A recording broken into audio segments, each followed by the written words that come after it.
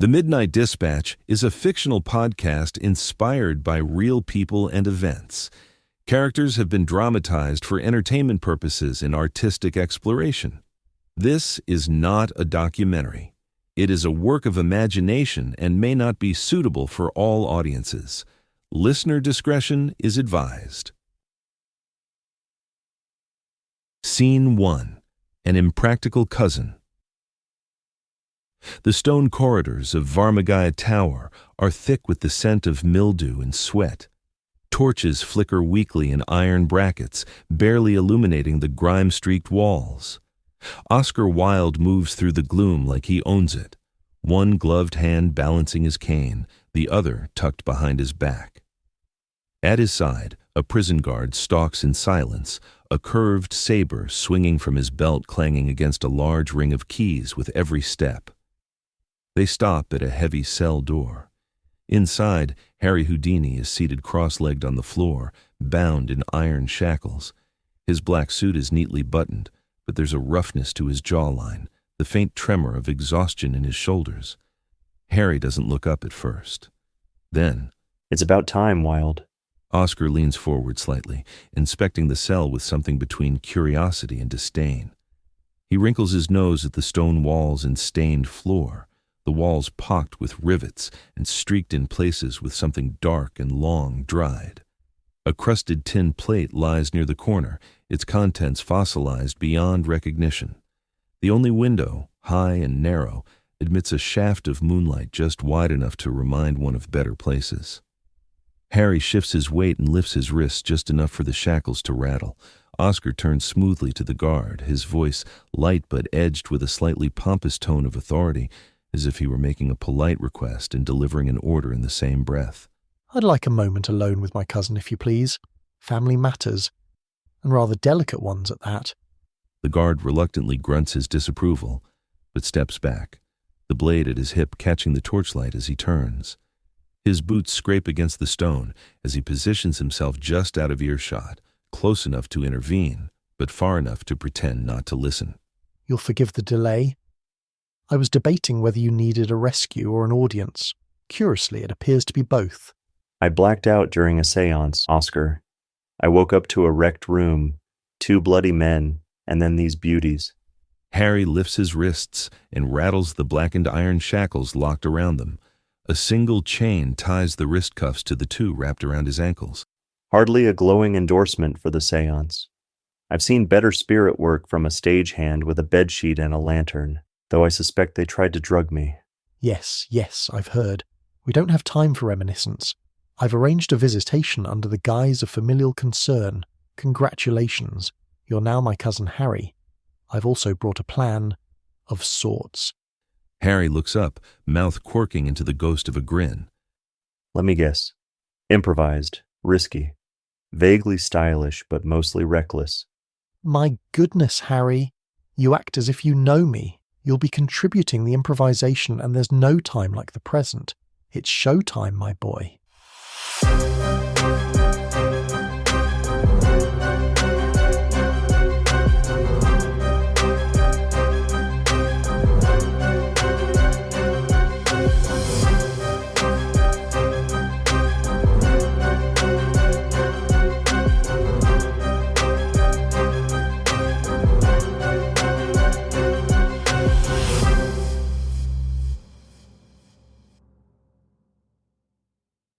"Now, your wrists, if you please." Harry leans forward and coughs, just once, but sharply. A thin sliver of metal falls from his mouth and hits the stone with a soft clink. He retrieves the lockpick between 2 fingers. One of the great Houdini's lesser-known secrets was that he was able to hide small picks and keys in his own stomach and cough them back up at will. "Your performances remain disturbingly anatomical." Harry begins working at the lock, fingers steady despite the awkward angle. After a few minutes and a wink from Harry, Oscar takes a single step back from the bars and raises his voice with crisp urgency. "Guard! Come quickly! He's collapsed. I think he's passed out." The guard steps forward, unlocking the door with a suspicious glare. Harry is laying flat, eyes closed with shackles on but secretly unlatched. As soon as the door swings open, Harry surges upward. One leg arcs around in a sweep, catching the guard off balance and crashing him to the ground. Oscar takes 2 steps into the open cell and brings the rounded head of his cane down with a loud thwack against the guard's skull. Do hold still. The guard slumps, unmoving. Harry scoops up the ring full of keys and tugs his chains loose. They don't make shackles like they used to. And thankfully, they don't make guards who read documents very closely either. Together, they move through the corridor. Harry checks for signs of movement, while Oscar begins unlocking cells at a measured pace. From behind the bars, rough hands emerge. Prisoners stumble out, stunned for only a moment before the realization spreads. Freedom. Somewhere to the left, a lantern crashes to the floor. Fire catches in old straw, sending thick black smoke curling toward the ceiling. The corridor soon erupts into motion like a slow fuse reaching its end. Oscar's hands work with deliberate speed, fingers flicking through the ring of keys. One cell, then the next. Each door clanks open with a hollow metallic groan. Inside, men blink as though emerging from years, not days. Gaunt faces twist in disbelief before hardening into something sharper. Hunger, and then rage and exhilaration. Behind the bars, hands shoot out like vines, grabbing for keys, shoulders, anything real. One prisoner howls with laughter before vanishing into the smoke. Another grabs a discarded spoon from the floor and brandishes it like a blade. Murmurs swell into shouts. A chant starts and dies in the same breath, drowned by the squeal of iron doors giving way. Somewhere to the left, there's a crash, another lantern hitting stone. Oil splashes across the flagstones, flames lick up the crumbling mortar, and dry straw ignites in an instant. The smoke doesn't billow, it stampedes and coils down the hallway, devouring the torchlight and swallowing shapes whole. The fire cracks and snaps like a whip. A prisoner knocks over a rack of tin bowls that scatter with a deafening rattle. The first guard shouts for help. Oscar and Harry move faster. A prisoner stumbles past them, face lit from below by firelight, eyes wide and feral. Another man collapses against the wall, laughing and coughing hysterically. The air tastes like soot and blood, and from behind it all, the distant, unmistakable clang of more guards on the move. Time to vanish, dear cousin. After you, aristocrat. They disappear into the smoke as chaos erupts behind them. Men shouting, running, fighting, and the slow spread of more fires. The tower begins to burn. Scene 2. Echoes in the Verdant Fog. The corridors twist like arteries, stone narrowing, then widening without reason. Harry and Oscar sprint through them, boots hammering on worn stone. Behind them, the riot howls, burning wood, clattering chains and the barking of dogs. The smoke from fires thins slightly, but only for a moment. The corridor narrows into a stone throat lined with iron doors. Wilde and Houdini move quickly, their steps echoing in uneven rhythm while their breath is shallow and laced with soot. They round a corner and freeze. 2 figures stand ahead, tall and still, wearing long coats and green silk sashes wrapped tightly around their faces.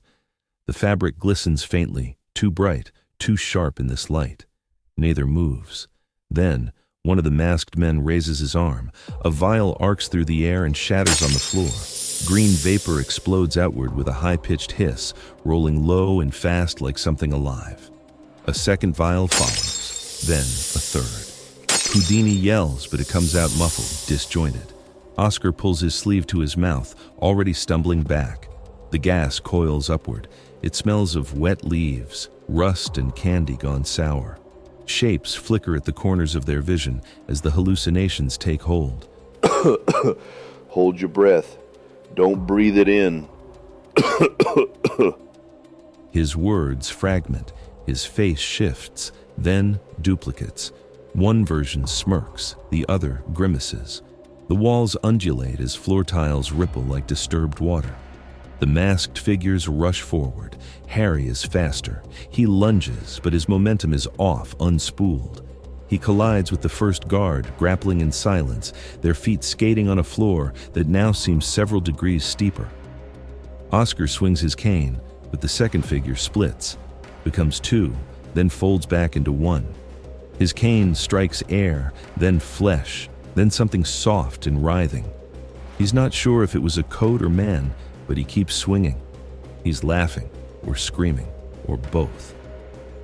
The first guard slams Houdini against the wall, but the wall pulses, exhales, tries to swallow them both. Harry kicks free and retaliates with an elbow to the throat. The figure stumbles. Oscar is on the ground, blinking through the green haze. His hands feel detached. Blood, or maybe glass, drips from his temple. A blade slices through his coat. Time elongates. In the fog, the second guard lifts his weapon. It grows. No, it's a serpent made of silk.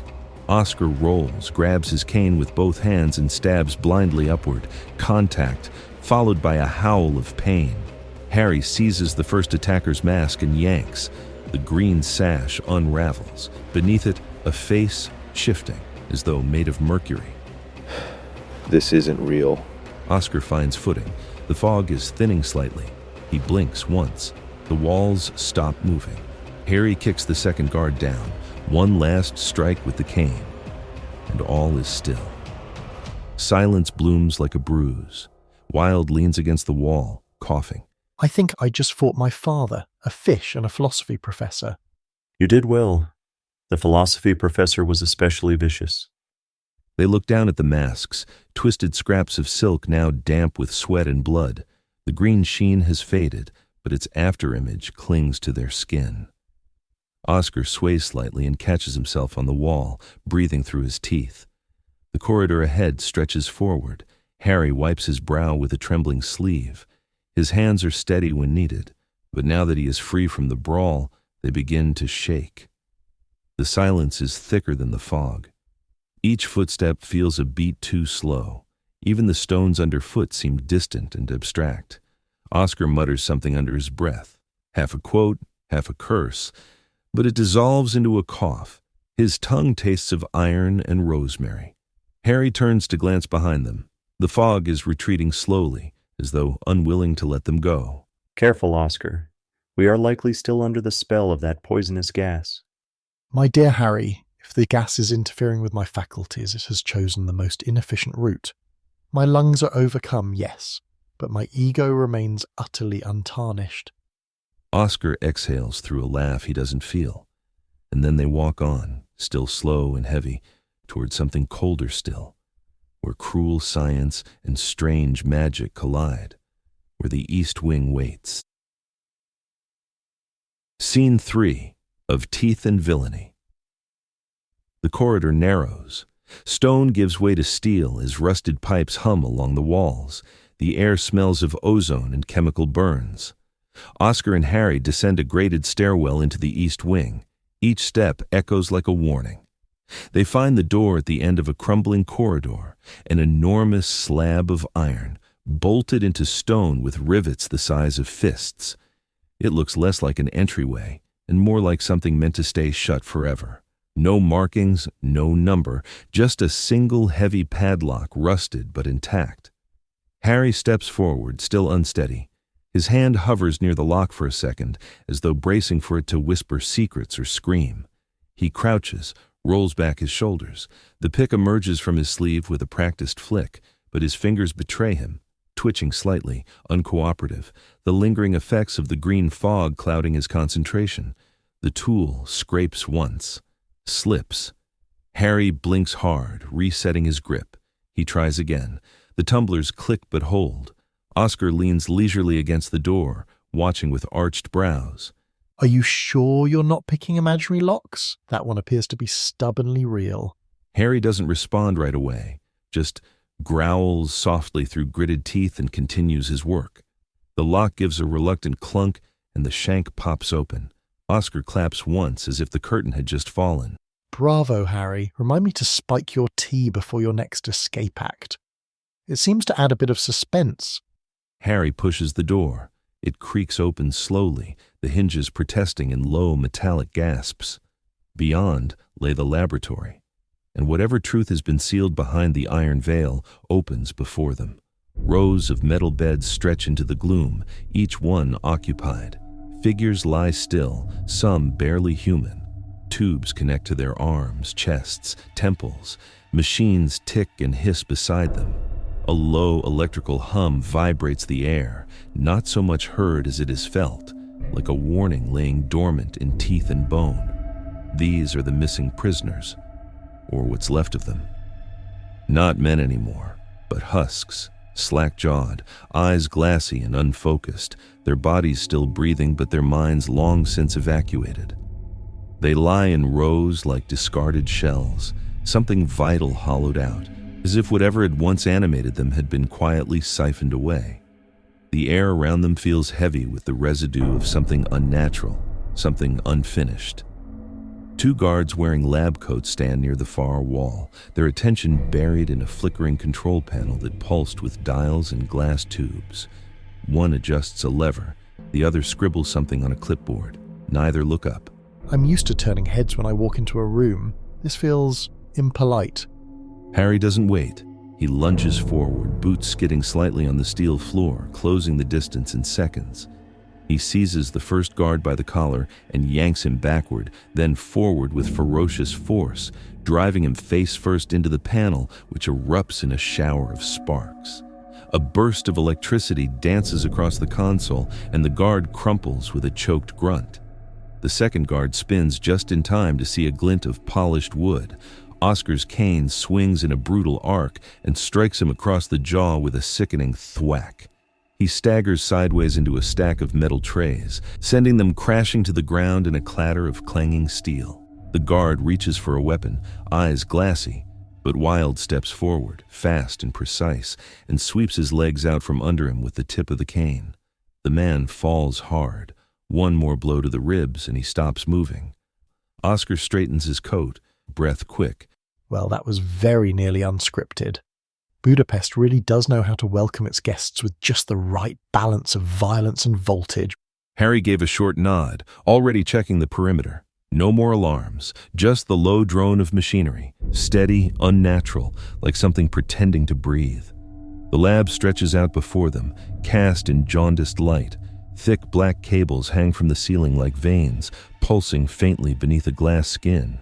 Along the far wall, panels of brass and oxidized steel blink in chaotic rhythms, their dials twitching.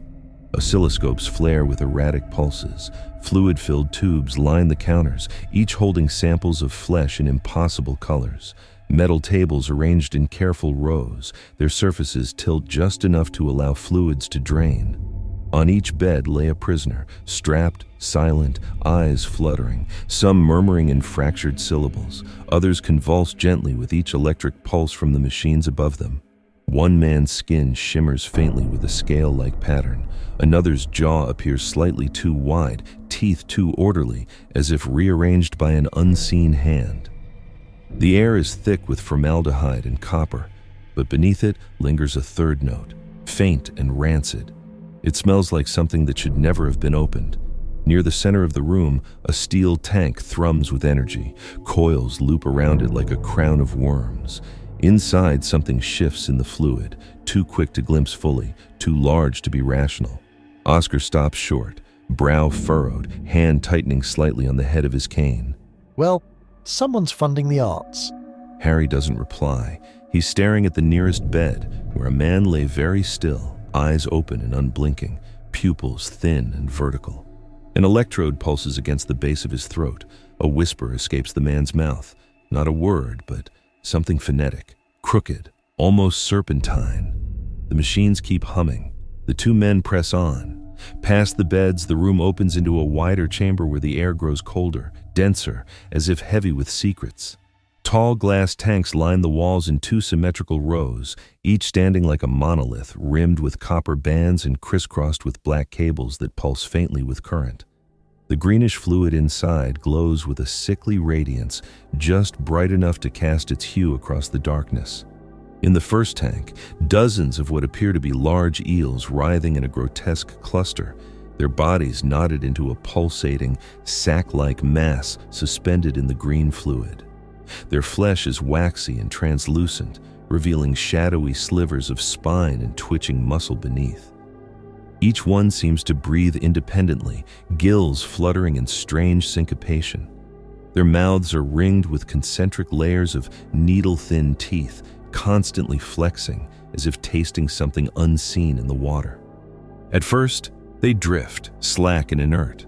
Then, as Harry and Oscar step past, their eyes snap open in perfect unison, glassy and milky white.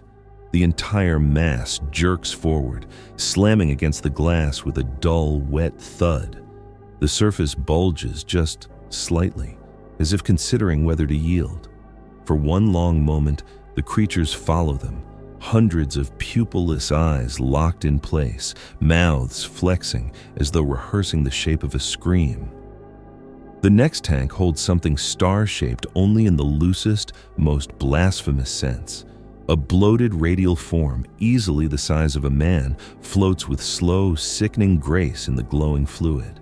Its skin is off-white, more like undercooked meat, not like anything found in the ocean, and its 5 thick limbs ripple inwards every few moments, spasming in an eerie rhythm that suggests it's not sleeping, but waiting. On the underside, where a mouth should never be, rows upon rows of spines pulse gently, opening and closing in wet anticipation. Mucus threads drift from the creature's maw, coiling like smoke underwater. Occasionally, one limb twitches, then another. The entire body tightens slightly, contracts as if recalling some ancient reflex, as if responding to a phantom scent. A third tank bubbles ominously, its contents partially obscured by steam gathering on the inside of the glass. What can be seen looks like twisted limbs fused at unnatural angles, too many joints, too few bones. The shape throbs against the glass in slow, rhythmic undulations. Each tank is worse than the last. A spidery form floats behind cracked glass, its exoskeleton fractured and twitching, its eyes arranged in a radial pattern like a constellation that's gone insane. In another, a fetal shape curls in the fluid, far too large, its face vaguely human, though the eyes are lidless and black, and the mouth extends far too wide. The hiss of the machines grows louder.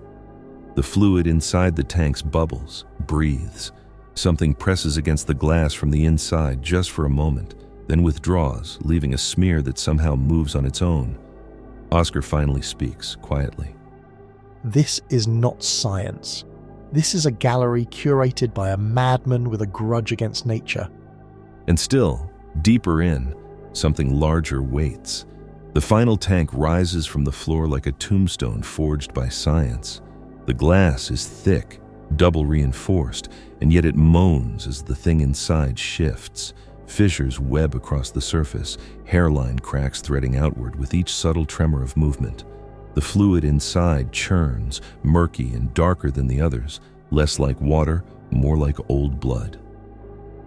A narrow door creaks open at the back of the room, revealing a tall figure draped in robes. As he enters, he flips his hood back and reveals a long, tangled beard hanging from a pale face with dark features. Gregory Rasputin steps forward with eerie calm, as if summoned by their arrival. His eyes lock onto Harry, burning, calculating. You were meant to be my masterpiece, a weapon no prison could hold, no grave could silence. With the right adjustments, I could make you divine. He advances slowly towards the small console connected to the large tank. Oh, and you must be the infamous Rasputin. Honestly, I expected greatness, not a monk who looks like they got lost in a costume shop. Really, Rasputin, I believe you've spent too much time chasing ghosts in a boiler room. Turns out your lab isn't fireproof. Apologies for the inconvenience. It's true you have reduced years of work to ash, but all of this is one node in a living network, one cog in a machine that spans continents. Rasputin throws a lever on the console. A sharp hiss follows as the cables rip free. Steam erupts. The tank shudders violently, then explodes in a burst of green fire and shattering glass. Shards scream through the air as green-black liquid floods the floor. A wave of slime sloshes outward, slapping the floor with a wet, meaty sound. You were meant to stand beside it, Harry. Not in defiance, but in worship. Now, you'll die with its claws at your throat. From the shattered glass and steaming fluid, something rises. Not with a crawl or a slither, but upright, purposeful, almost regal in its monstrosity.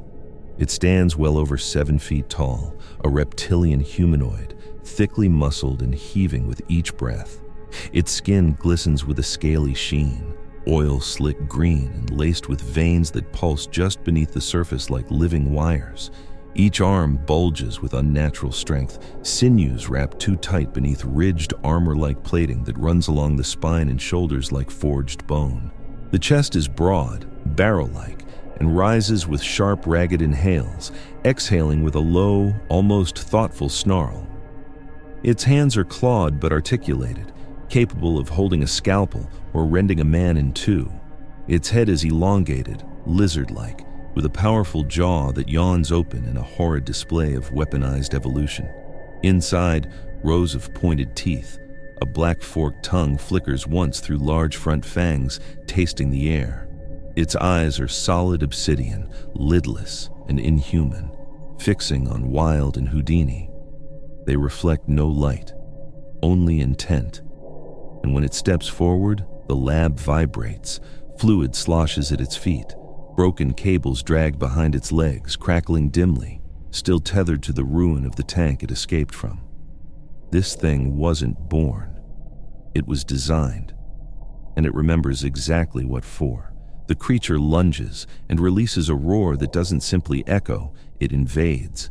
It begins low, a guttural rumble like stones splitting under pressure, then builds into a shrieking crescendo that shatters any illusion of natural anatomy. The sound scrapes across the walls, vibrating every pipe, every wire, every rib cage. It's not just loud, it's wrong, layered with multiple frequencies that twist in the air like a sonic delusion. Oscar clamps a hand to his ear. Harry winces as the lab lights flicker. The roar isn't just heard, it's felt, inside the skull, behind the eyes, in the marrow. A sound designed not to scare prey, but to announce dominance. Its claw arcs down like a guillotine. Harry dives under, rolls, and springs up behind it. A second later, the monster wrenches a metal cart from the wall and hurls it with bone-snapping force. It crashes beside Oscar in a shower of sparks, cables bursting like veins. Oscar barely flinches. Harry rushes in and drives a fist into the creature's ribs. Nothing. The beast doesn't even grunt. It whips around and backhands him across the lab. Harry slams into a workbench, scattering scalpels and glass. The creature turns and steps towards Oscar. Slow, certain, predatory. He sidesteps as it swipes and thrusts his cane forward in a feint. The creature grabs it with both hands and growls. Oscar presses the hidden latch. The blade shoots free with a metallic sigh, then drives upward, straight up under the beast's chin. It howls, this time gurgling as blood fills its throat, a fractured sound, half wail, half static. His arms lash out blindly and sweep through a rack of tanks, one bursting with a hiss of acid that splatters across the floor. Smoke curls up from the tiles. Harry recovers, grabs a length of bent pipe, and charges. He slams it into the creature's side, wedging it between two of its ribs. It spasms violently, tries to twist around, but collapses, clawing at nothing. The body jerks once, twice, then stills. And through the chaos, Rasputin is nowhere to be seen. The smoke swallows the room and alarms wail, but the robed figure is gone. No footprints, no trace, as if the explosion erased him from reality. Oscar yanks his blade free. Green-black ichor drips on the tiles. He glances at Harry, shirt torn, breathing ragged. Hospitality, it seems, continues to impress. Since when do you carry a blade? Since discretion lost its charm. They push past the wreckage and slip through the door Rasputin entered from. At the top of a narrow spiral staircase, a rusted metal door waits. Harry braces himself and forces it open. The cold night rushes in, thick with smoke and distant sirens. They don't speak as they run through the darkness, scarred, breathless, but alive. Well, that was easier than expected. Come on, Harry, our train is leaving, and your punchlines need rehearsal.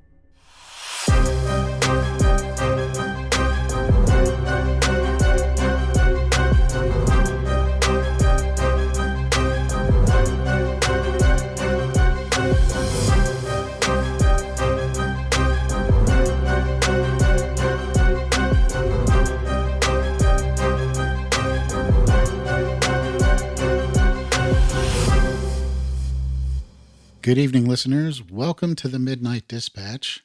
I'm your host, Joe, and we just heard episode 5, part 2 of The Great Escape. And what an escape it was.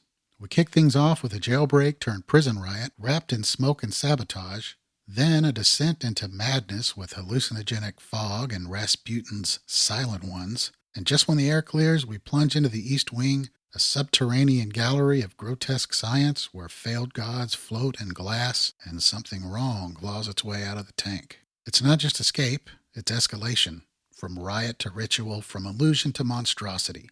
Let's get into it. So, what's true in this episode? Well, Houdini obviously was the master of escapes. He was renowned for escaping handcuffs, shackles, and locked cells, often under dramatic conditions. He famously challenged police departments to restrain him, then escaped in minutes. The lockpick swallowing was also true. He did conceal lockpicks in his mouth and sometimes swallowed small tools to retrieve later. Though the stomach method is likely exaggerated a bit, he used hidden pockets and sleight of hand more often. The seance skepticism was also true. Houdini was a vocal critic of spiritualists and seances, exposing fraudulent mediums. He attended seances to debunk them, not to participate earnestly. The physical endurance, so although he was never known for fighting, I added that in for excitement. His acts did require immense strength and breath control. He trained rigorously and could hold his breath for over 3 minutes, useful in underwater escapes and resisting gas or smoke. So yes, most of this episode is pure fiction, but let's pause and trace its roots back to H.P. Lovecraft, whose influence runs deep. From the hallucinations and grotesque biology to the unnerving silence of the East Wing, much of this came from Lovecraft's signature blend of cosmic horror. The idea that beneath reality lies something ancient, unknowable, and indifferent to human sanity. This episode channels that ethos in several key ways. First of all, the unknowable biology. The tank creatures, especially the star-shaped entity and the eel cluster, mirror Lovecraft's fascination with non-Euclidean anatomy and radical symmetry, seen in beings like the star spawn of Cthulhu or the color out of space, two of Lovecraft's most famous works. The fetal giant and the shifting Mercury face evoke blasphemous mimicry, things that resemble humanity but are fundamentally wrong, like Lovecraft's The Shadow over Innsmouth or the Dunwich Horror. Madness is a side effect, so the green fog doesn't just impair, it distorts perception, fractures identity, and induces hallucinations. This is classic Lovecraft. Knowledge or exposure to the unknown leads to madness, not enlightenment. Oscar's line, "I think I just fought my father, a fish, and a philosophy professor," is both comic and tragic, a nod to the absurdity of sanity unraveling. The lab is a temple. So the East Wing isn't just a lab, it's a cathedral of forbidden science, echoing Lovecraft's theme of human hubris colliding with ancient forces. Rasputin's invocation of a living network and divine weaponry suggests a cult-like reverence for transformation, reminiscent of Lovecraft's The Call of Cthulhu's worshippers or the Whisper in Darkness's alien collaborators. The final creature. So the reptilian humanoid is a modern mythic beast, engineered rather than born. But its roar and presence feel primordial. It's not just a monster, it's a manifestation of a natural will, like Lovecraft's Great Old Ones. Its design, obsidian eyes, forked tongue, armor-like spine, suggest evolution hijacked by madness, a theme Lovecraft explored through hybrid beings and corrupted bloodlines. So why does all this matter? The Lovecraftian elements elevate the episode from escape thriller to existential horror. It's not just about breaking free, it's about confronting the cost of curiosity, the fragility of identity, and the monsters born from ambition. Oscar and Harry don't just fight creatures, they fight the idea that reality is stable, and in true Lovecraftian fashion, they win, but not without scars. So what are some key themes in episode 5? One theme is escape as a metaphysical act. This isn't just a jailbreak. It's a rupture in reality. Houdini and Wilde aren't escaping a prison. They're escaping confinement of identity, perception, and control. Chains as symbols. Houdini's shackles represent more than restraint. They're the tools of transformation. His escape isn't just clever, it's alchemical. Fog and hallucination. So the green gas distorts reality, forcing both men to fight not just enemies, but versions of themselves. To escape is to reclaim clarity. The East Wing. So the lab is a metaphorical underworld, a place where bodies are redesigned and minds erased. To flee it is to reject unnatural rebirth. The theme of identity versus design is strong. Rasputin's vision of Houdini as a masterpiece reflects a deeper horror, the loss of agency. The episode asks, who owns your myth? Who gets to shape your legacy? Oscar's blade, hidden in a cane, is a symbol of resistance. Performance becomes weapon. Wit becomes survival. The creature. The creature is engineered to dominate. It's the inverse of Houdini. Designed, not self-made.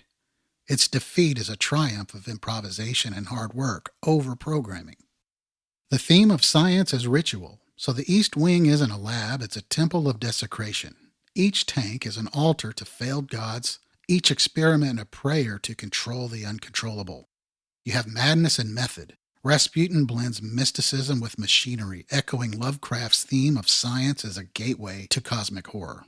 The gallery of grotesques, these aren't monsters, they're metaphors for ambition without ethics, curiosity without restraint. Performance under pressure.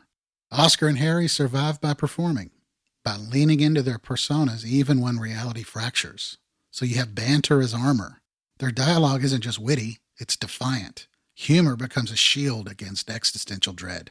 Improvisation as salvation. Every escape, every fight is unscripted. Their survival depends on instinct, not instruction. So I hope you'll join me next week when we head back to London to catch up with Arthur. Our trio is now complete, but I'm sure we'll make some more friends along the way. I hope you'll join me then. As for now, my train is leaving and my punchlines need rehearsal. Good night, everyone.